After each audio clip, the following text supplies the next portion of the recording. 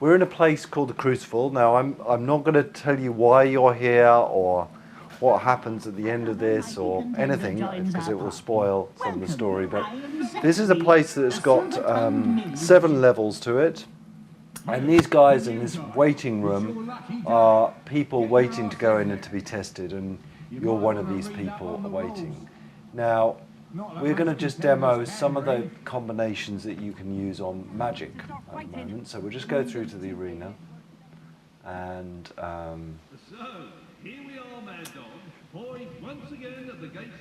so we're going to have one fight taking place in here. These arenas get bigger and bigger.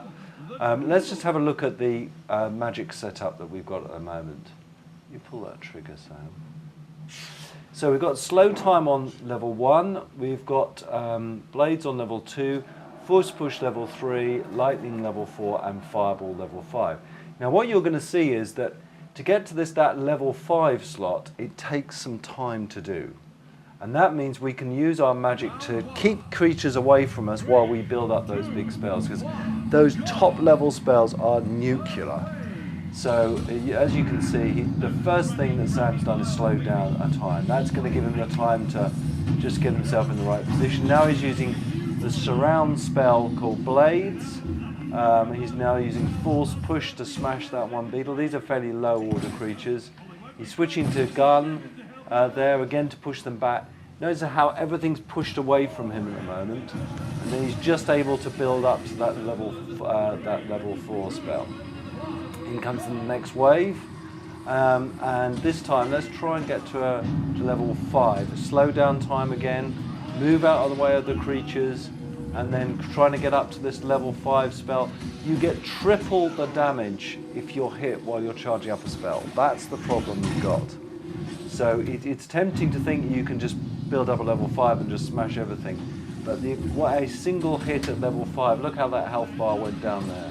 Oh, and he just got a beetle on his head just at the last moment, keeping it away.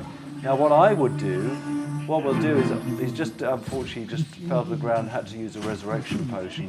What I would do is I'd change the combination at this moment and use a spell called either Chaos, let's do that now, go into the spell selector, and we'll now change the low order spell. So we'll either use Chaos or we'll use Raise Dead. Which one are you going to use, Sam? Use Raise Dead. Got it? Oh, maybe you haven't got it. Or Chaos will do, fine. So we'll just change the low order spell, the last 2 low order spell slots. Go back in there and do that combat again and see how it differs.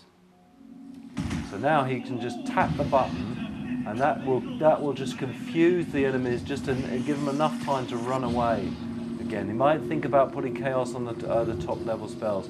If you get a higher order Chaos spell, then these creatures will actually fight for you again.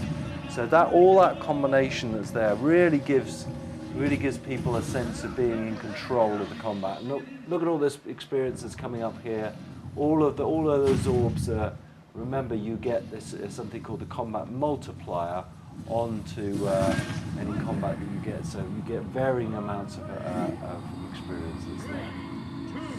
So you've got a fair amount of experience, and in the Crucible, the more exciting your battles, the more excitement multiplier you get down in the bottom right hand corner. You can get lots of gold from doing the Crucible. You can also get more of a score. Now, I won't tell you what the score does for you in the Crucible, but it is pretty important.